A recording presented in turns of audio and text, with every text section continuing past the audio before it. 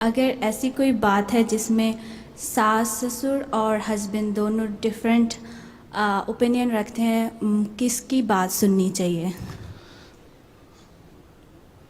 जहाँ तक different opinion रखते हैं, ऐसा मसला अगर घर में झगड़ा पैदा होने वाला है तो तुमने अपने खामंद की बात सुननी है।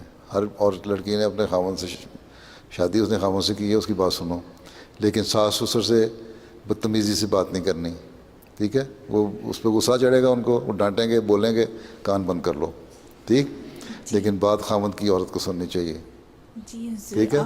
और फिर जब ठंडा हो जाए मामला तो फिर खामद को आराम से प्यार से समझाओ कि माँ बाप ने की अगर कोई अकल वाली बात थी कि उनकी बात तो बड़ी सेंसिबल है, अगर हम मान भी लेते तो कोई हर्ज नहीं थी, ठीक है?